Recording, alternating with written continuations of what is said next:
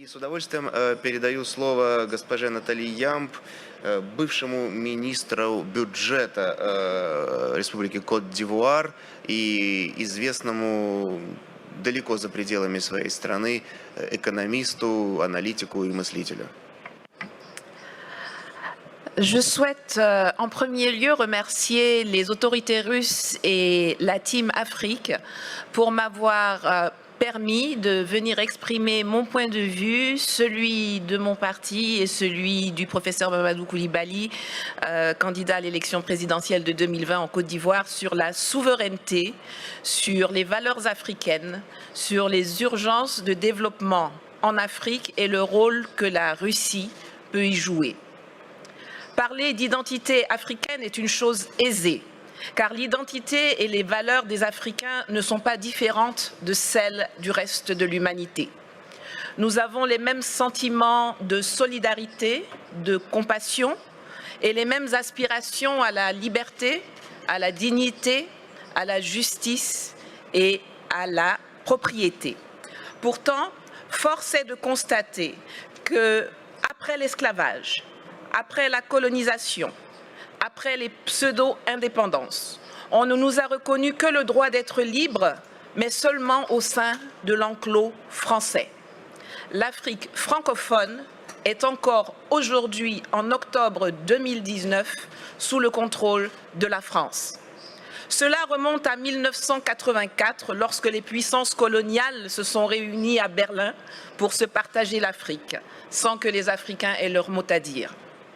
L'Allemagne, l'Espagne, l'Angleterre, le Portugal ont compris depuis lors qu'il fallait sortir du schéma de la conférence de Berlin et redéfinir les contours d'une nouvelle coopération avec les pays africains. Pas la France, qui avance sans bouger, en portant des masques et qui considère toujours le continent africain comme sa propriété. Les peuples d'Afrique, et particulièrement la jeunesse, revendiquent pourtant avec de plus en plus de vigueur leur besoin de démocratie, leur droit à l'autodétermination, le droit de décider avec qui ils veulent commercer, avec quoi ils veulent payer ce commerce, sans qu'on les place sous la tutelle d'une ex-puissance coloniale qui se présente toujours sur la scène mondiale comme notre porte-parole et notre avocat.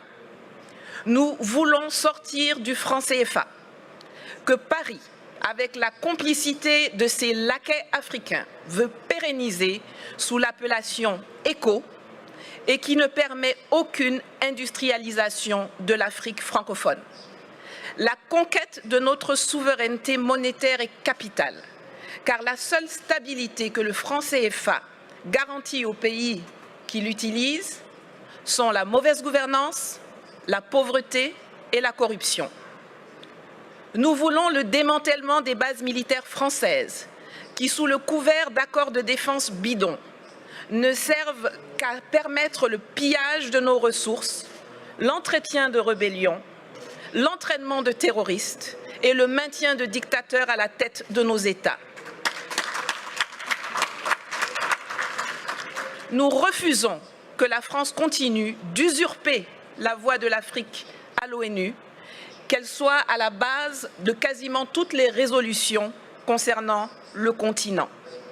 Les pays d'Asie ont appris à commercer avec les investissements directs étrangers, alors que nous, on nous saoule avec l'aide publique au développement. Résultat, aujourd'hui, eux, ils sont BRICS et émergents, et nous, nous sommes des mendiants qui sommes très fiers d'être qualifiés de pays pauvres très endettés.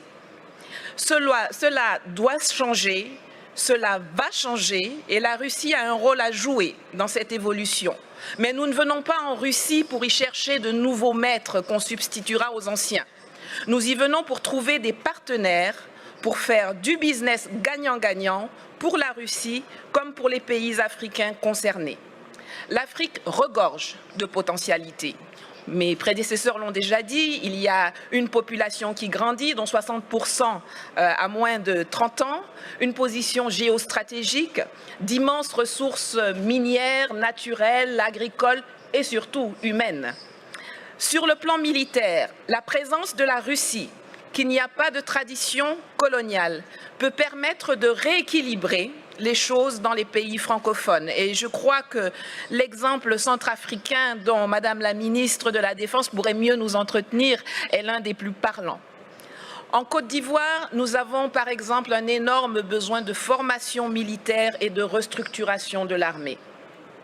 Sur le plan économique, la promesse de Sochi doit être celle de la rupture avec le huis clos actuel appauvrissant où la France semble avoir verrouillé les domaines de l'eau, de l'électricité, des routes, des ponts, des ports, par des monopoles protégés par les gouvernements respectifs ou par des passations de marché de gré à gré sans appel d'offres, pour que nous puissions enfin nous diriger vers une ouverture de l'économie à tous, notamment aux industries et entreprises russes, dans les secteurs agricoles, miniers, énergétiques, de la transformation industrielle, de l'éducation, de la formation, il y en a plein.